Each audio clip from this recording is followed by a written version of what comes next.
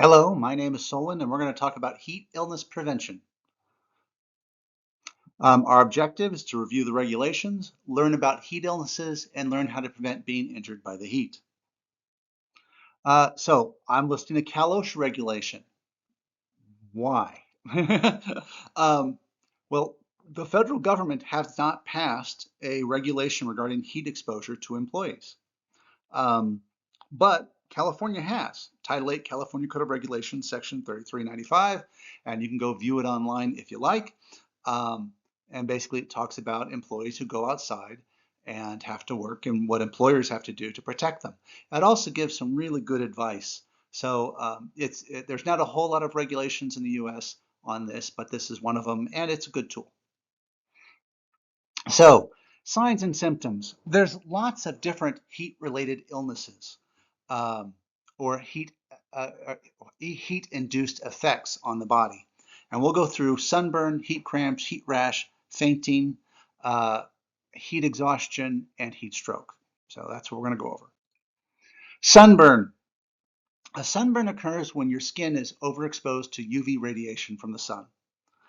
It could also be occurred from welding and a few other things that produce high amounts of UV radiation. You can get a sunburn. This can result in a short-term injury, but years of overexposure to the sun can lead to premature wrinkling, aging of the skin, age spots, and increased risk of skin cancer. In addition to the skin, eyes can get burned from sun exposure. So when you go skiing, you might, or if you go hiking on some bare rock, you might have fully covered your skin with UV protective material, sunscreen or a shirt or something like that. But your eyes, without proper sunglasses, can still get injured. It's important to note a sunburn can begin in less than an hour. So it doesn't take a whole lot of exposure to the sun for us to start getting hurt. So what are the symptoms of a sunburn? Well, red skin is one of your initial uh, symptoms. Then it might be tender. You might start having some pain associated with it. Warmth, it's really hard to detect warmth when it's hot outside, when it's sunny outside. So that's not necessarily an indicator that you can detect. Swollen skin, not usually right away. That's usually longer after you've gotten the injury. Blistering skin, definitely can see a blistering effect on your skin, usually days later from a really bad sunburn because all these cells have died, and so now your body's reacting to what it can do to heal up from all this death in your skin. Pain. The pain from sunburns get worse. So 6 to 48 hours after the exposure, the pain level will go up. So initially, when you first get that sunburn, it might not be that bad. And that's why you might be tempted to stay outside and not take care of yourself. Or when you see someone who's running around and their back is turned red and you know they don't seem to be having a problem. They don't have a problem right now. It's just minor right now. But tonight and tomorrow, it's going to hurt a lot. Skin peeling. Usually 3 to 8 days after your exposure and you've gotten a bad sunburn, the skin will start to slough off and literally peel off your body. Because again, all those cells have died and you have to slough them off as you heal. For first aid of a sunburn, there is no quick cure for a sunburn. The cells are damaged or killed and need to regenerate. It's like cooking meat. You have done the damage. You have to wait for your body to heal. So what can you actually do? Remove the victim from sun exposure.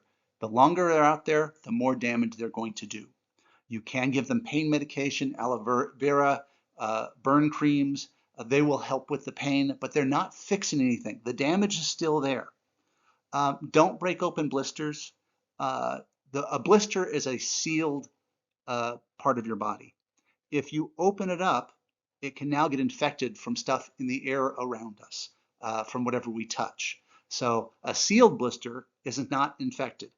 But if you open it up, it could be infected, and now you have to treat it as an open wound, which means antibiotic creams, maybe a Band-Aid, that kind of thing. Um, do seek medical attention if the burn covers more than 15% of your total body surface area, or if you have lots of prolonged severe pain.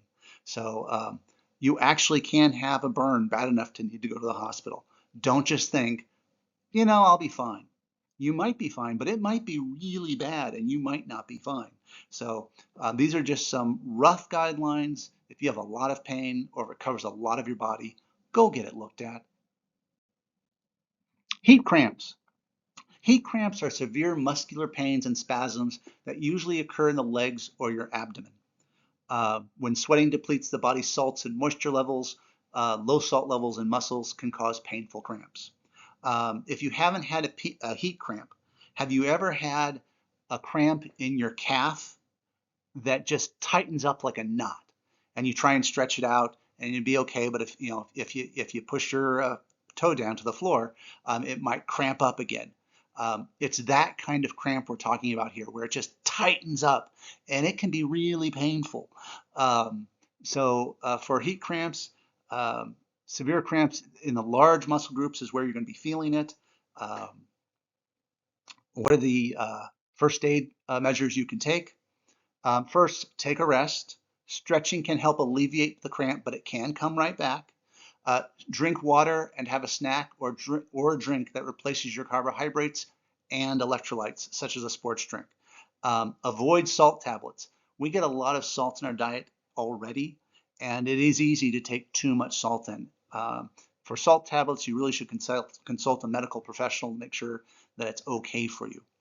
Um, get medical help if the worker or your friend has heart problems, is on a low sodium diet, and has cramps that don't subside within an hour. If they don't go away and you've given them some water and you've given them some food, you probably need some medical help.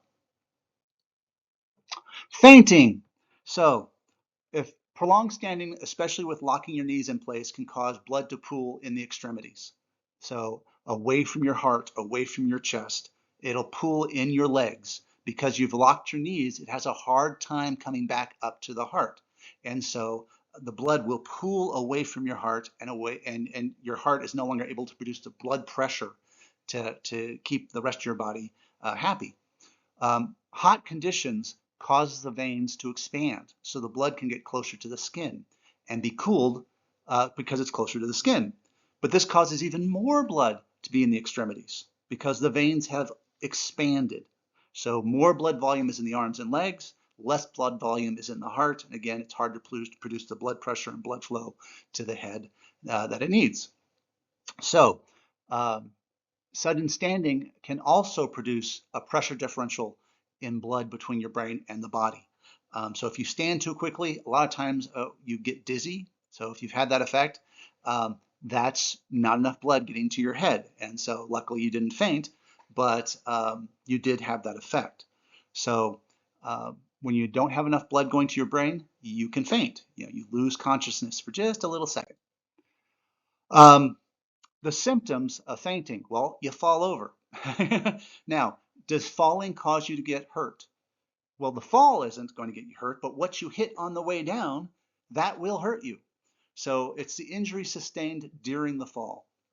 So first aid for fainting from this kind of effect, just first allow them to recover. Now that they're on their back or on their side, that blood volume that has distributed out to your legs will have an easier time getting back to the heart and going straight back to the head. So usually they recover within a few minutes because the blood flow has been restored to mostly normal, and they become coherent very quickly.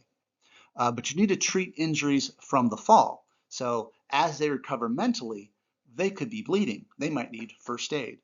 Um, if they have fainted, let them take a good break. Don't just say get right back to work. Give them some time to get slowly acclimated to what just happened and recover. Heat rash. Heat rash is a skin irritation caused by excessive sweating during hot, humid weather. It usually occurs where the sweat cannot evaporate. So, under your arms, in your leg, groin area. When you wear non-breathable clothes, this or multiple layers, this traps your sweat, and it can really exacerbate this rash occurring. Your symptoms: red clusters or pimples or small blisters.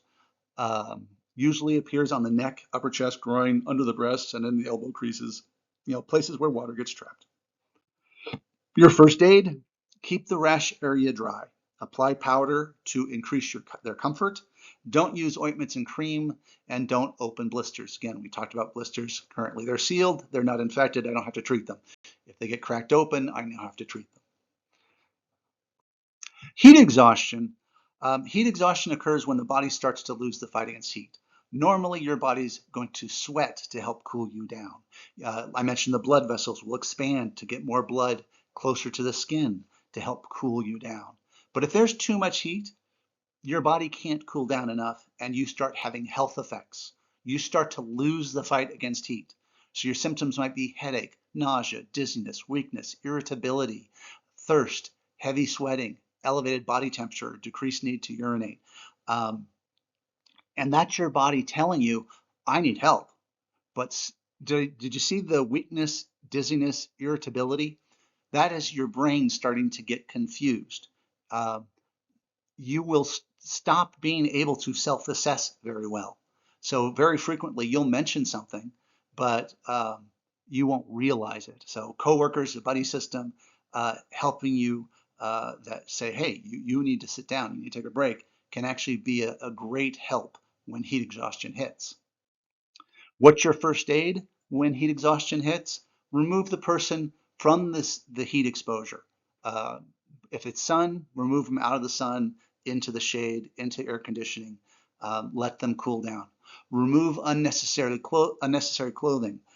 We want to get that body cooling, including your shoes and socks. Loosen the clothing. Even so, if they're wearing stuff, unbutton some areas. Let more skin get closer to the air and fans and air conditioning. Cool the worker with cold compresses, or have the worker wash their head, face, and neck with cool water. Not really, really cold water, but just, cool water. A damp towel on their forehead. Great way to go. This will help cool the worker more quickly. Encourage frequent sips of cool water. Now, they're going to take a drink, and then they're going to go, okay, I'm good. And they're going to want to get up. And you go, no, you're not good yet. Here, drinks a little bit more water.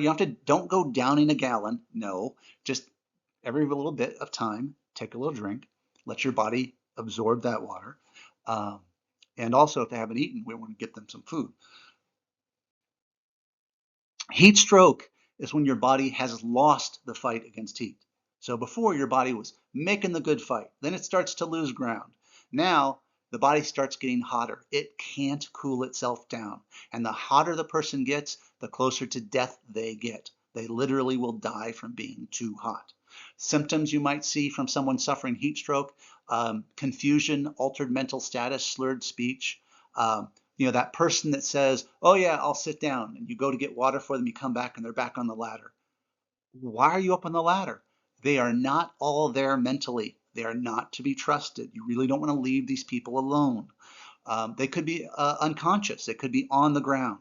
So you're thinking heart attack, but it could just be heat stroke. They could be baking in front of you and dying in front of you. Hot, dry skin or profuse sweating. It is not uncommon to see someone with heat stroke not sweating in a very hot environment. And that's a clue that, ooh, there's a problem here. Seizures, their muscles could be going through spasms. A very high body temperature, literally hot to the touch. These symptoms require immediate medical attention now. Heat stroke is a medical emergency now. You need to be calling 911. This person is close to death. You're going to save their life. First aid for heat stroke. Call for emergency help right away. There is too much to do for you to try and do it all. So you want to yell out for help. I mean, literally, use your big voice. Yell for help. If you can, have someone else call 911 while you take care of the victim. There's lots of things you could have, other people do, like have someone go out to the street and wave their arms, so when the ambulance comes, they know exactly where to go and where the person is. You could have someone going into the house to get water, or going into the work environment to get water and cool towels and ice, or going to tell a supervisor that their employee's hurt. Get people and assign them tasks. Don't try and do it all yourself. There's a lot to do. Move the victim, if you can, into a shaded, cool environment. Air conditioned is great. Remove their outer clothing. Cool the worker as any way you can, as fast as you can. Um, you know, before I was saying, a damp towel to their forehead, let them gradually cool down. Here, if you have a hose, you put the hose on them. They are baking in front of you.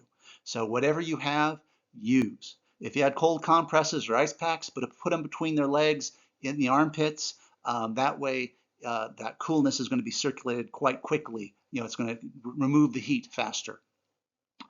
Use a fan to cool them. And again, don't leave the victim alone if you can avoid it.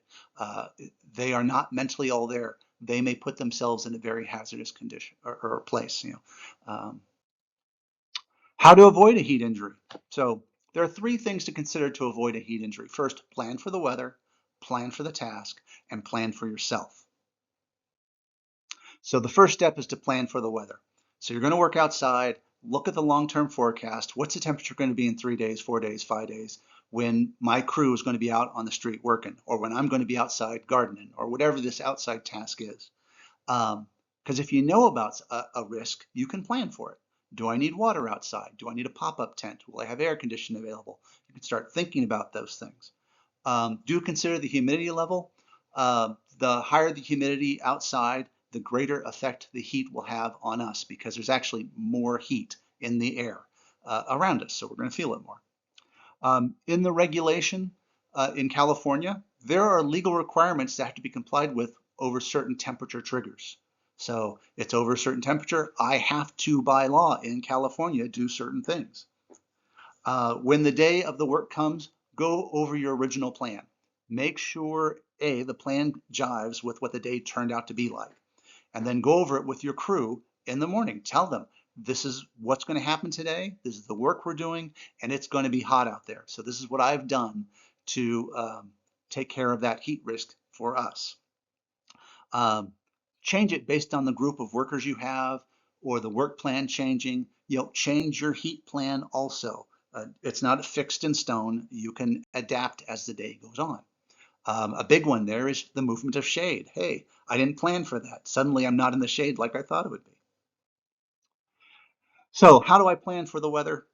Think through what the job's going to be. Consider an earlier work day to avoid the heat. I was in one job back east where the humidity and heat index would just go through the roof before noon. So we started our work day at 4 a.m. And that way, by the time noon kicked around, we were shutting down for the day. That way the workers didn't have to experience all that heat. Consider when shade from trees or buildings will cross the work area. If you have an area that gets afternoon shade, maybe I want to do that job in the afternoon, Do consider installing mandatory work rotation so no one does all the hard work. One person shoveling in the sun, or one person sweeping up asphalt, or one person on a roof. They're going to feel a lot of heat versus they go up there for an hour and I rotate the next person through. Where will the shade be set up? If I'm going to bring a tent, where is it set up? I want to get that shade area as close as possible to the work area. That way when someone needs a break, they don't have to go very far to get to the shade, which means they're getting a longer effective break in the shade. So we want to always have the shade as close as possible to the work. Where will the water be? Ideally it's in the shade, but I always have a water bottle with me. And that way, it's within reach. So is that possible on a given work site? That's something to consider. Will there be chairs there? They're going to get a better break if they're able to sit. They might drink more if they're able to sit because they're going to sit there with a glass in hand. So who's going to bring the chairs? Who's bringing this tent? The frequency of supervisor check-ins or check-ins from your family members. So let's say you're working outside. You could tell a family member, hey, can you come out and say hi to me an hour and make sure I've been drinking water? Because, I might forget. So plan that out ahead of time. Then plan for the task. Is the site asphalt or is it green grass? If it's asphalt, that's going to get really hot, whereas grass isn't going to get nearly as hot. For a lot of reasons. There's a color difference, and it's going to absorb heat at a different rate and reflect heat at a different rate. But grass is filled with water, and it's going to evaporate and remove some of that heat in the area.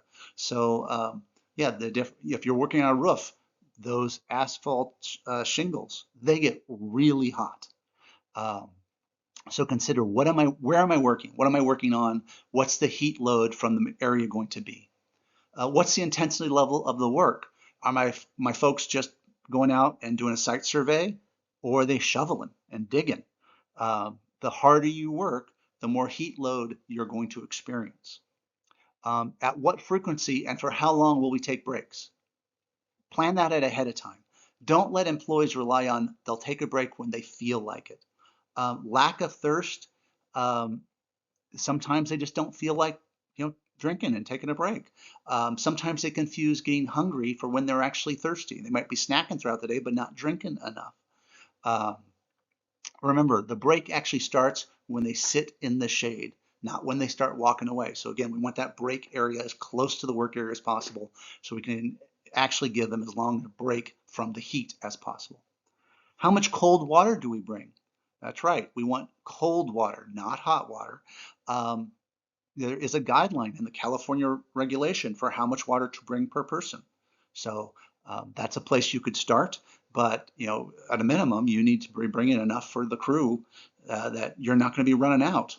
Um, what size crew will minimize the time and the heat for everyone?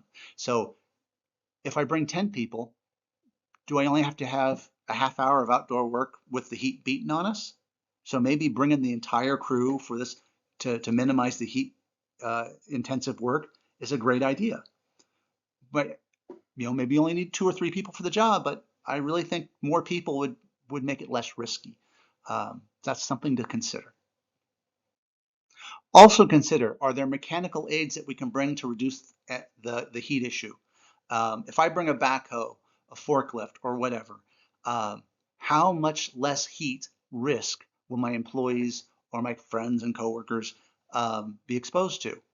And that could be a factor well, I didn't really want to bring it, but gosh, versus us actually doing all the work by hand, yeah, I'm bringing it. For work that moves, how are we going to handle a cooling station? So you're working on the side of the road, or you're doing gardening. You're doing a job that moves throughout the day. Um, well, the shade structure I set up or the shade that's available is getting farther and farther away. Do I have someone moving that as the day goes on? What about the water? What about first aid supplies? You know, how are we going to handle where that break area is? Also, how could PPE make the situation better or worse? So a lot of times we put our employees and ourselves into gear to protect us from hazards. But if I put too many layers on in the heat, I could actually feel heat more quickly and have a health effect more quickly. So we want to consider, what PPE are we wearing? And I have a whole section on clothes coming up, so we'll talk about it then. Do consider using the ACJH TLV booklet. It has a section on heat stress, PPE levels, and workloads. And it's just a way that you can see, okay, what's a trigger that people are using? For this much heat, what kind of risk category are my employees in? How often should I be taking breaks? They actually have a good discussion on that. And it's not just you coming up with a plan. It's now based on some actual, thought from professionals. So even if you're just by yourself, you could use the ACJH TLV booklet to come up with a good plan to handle the heat stress at work. So as you plan for the task, consider, do I have an acclimatized work crew? What does that mean? We get better able to handle a given environment the longer we're in it. That's called being acclimatized to that work environment. So when it starts getting hot out in the spring to the summer, we'll start sweating more. We will tan some. Our body will get used to the heat. And the heat you thought was really crazy at the beginning of summer, you're pretty much working in without really noticing it towards the end of summer. So your body will get used to the heat. If you don't have an acclimatized work crew, they're more likely to have a heat injury because their body's not used to the heat. They're not sweating as much. So if you don't have a crew that's used to the heat, And this happens at certain times of the year. Or when you have people that normally are indoor workers who are going to go outdoors for a specific thing, like we're going to do a fair, and all you guys that normally work indoors are going to help work the fair. Well, now they're more likely to get heat stress because they're normally in air conditioning. They have never gotten used to the heat. Um, so you might need to plan more work breaks, more employee rotation, so your staff get gradually exposed to the heat and build up some physical endurance to it. They get acclimatized to it. Um, Acclimatization usually takes 4 to 14 days of working at least 2 hours a day in the heat for someone's body to get used to it. Um, so that's what as a rough guideline. Some people get used to it faster, some people take longer. The highest risk for heat illness is at the start of the summer season. Um, for us in California, what will happen is towards the end of the spring, we'll get a little heat wave that lasts about a week. And everyone will be going, this is crazy hot. And then, just as we're getting used to it, it goes away. And actually it goes back to cool for a little while, 2, 3, 4 weeks of coolness. And then the heat starts coming back. And so we start thinking it's crazy hot again. But you have people that will come and become acclimatized and then lose it, and then the heat comes back. And so we have to, plan for that as we plan our work year.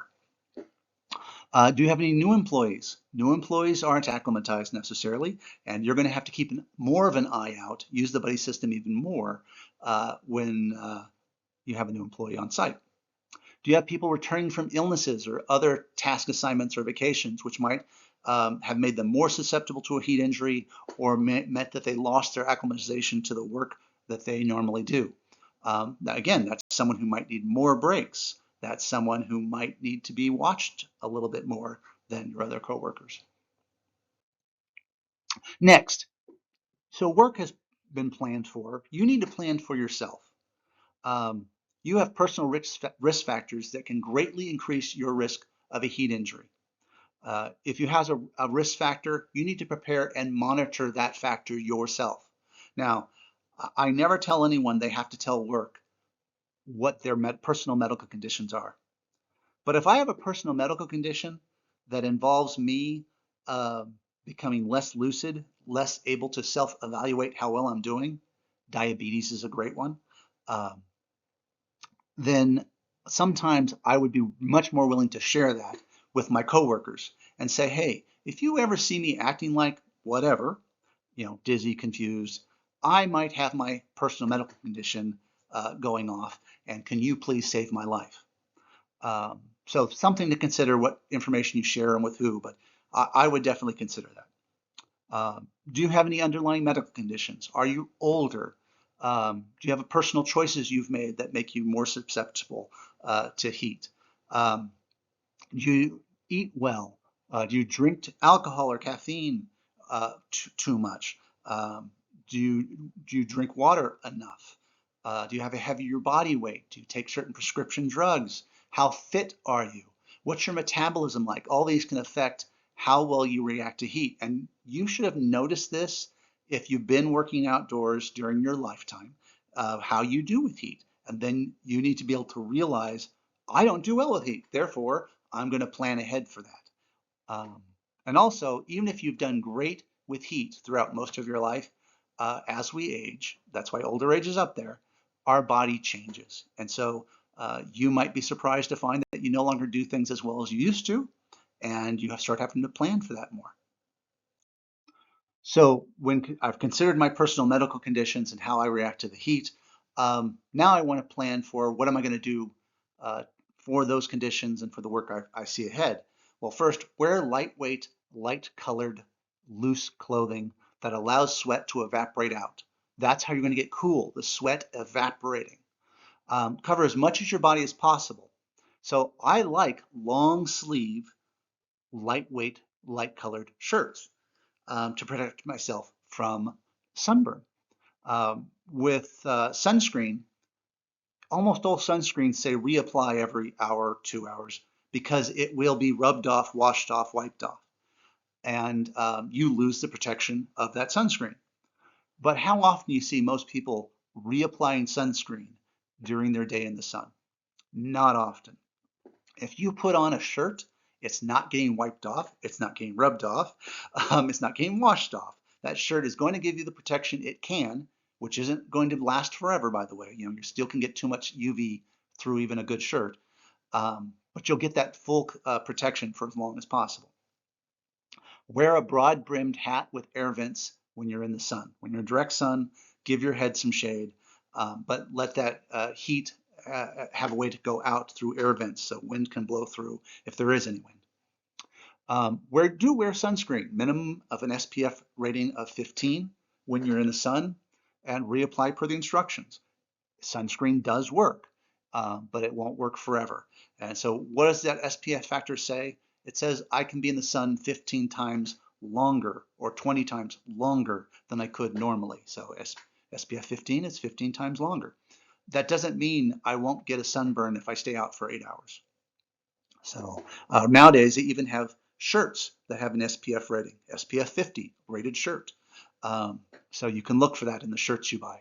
I usually just go find a nice hiking shirt for my work shirts because you can get them in bright colors. They are SPF rated and they're breathable. So, and you can get them in long sleeve. Don't take salt tablets, as I already discussed, unless ordered by a doctor. You can have too much salt intake pretty easily with our current diets. Do take regularly scheduled breaks in the shaded area, preferably one in a cool area or with some wind. Now, how am I going to make sure I take regularly scheduled breaks? A lot of us carry electronic devices from smartwatches to smartphones. Put a timer on it. When we're outside working, we tend to tunnel vision on getting the job done, and we short ourselves. So when the timer goes off and you go, wait, it's been an hour? Well, let me get this done. No, it's been an hour. Go take a break. There's a reason you set the timer. Also, do build up your exposure to the sun and heat slowly so your body can acclimate. If you've done nothing really outdoors all year and you decide to go out to a big event, you might have a big heat reaction because your body's just not used to it. Do remember the signs and symptoms of heat injury. Remember to look for them in yourself and in your coworkers and friends. Again, mental awareness goes away in certain heat injuries. So they may not feel what you're seeing, and you might be the one to save their life. Do drink lots of fluids, primarily water. Avoid alcohol and caffeine. They don't hydrate your body as well. Do not rely on thirst to dictate when you drink. Just drink regularly. Every few minutes, just take a drink. If you're not having to go to the bathroom, you didn't drink enough. So that's a really good indicator of are you drinking enough. A good practice that I always use is that when one person drinks, we all drink. So someone goes and grabs a bottle and drinks, we all drink water. And everyone goes and drinks. Because most people are not going to drink enough during a real hot day doing real hot work. So if we just keep drinking when anyone else drinks, it's going to be better. Your body only handles the heat as well as we eat. It needs the fuel to do the work. It needs the electrolytes to keep our bodies going. So eat regular, well-balanced meals when you're working in the heat. It's critical. A few more notes. I mentioned this, but practice the buddy system. If you have family members in the work area, you have coworkers in the work area, someone should be keeping an eye out on you, and you should be keeping an eye out on them. If anyone on the team seems like they are a victim of heat stress, report it. Call your supervisor. Don't just think, well, we'll see if they get better. No. Something's not right. You know it's not right. You can feel it in your gut. Your gut's not going to lie to you. Take action.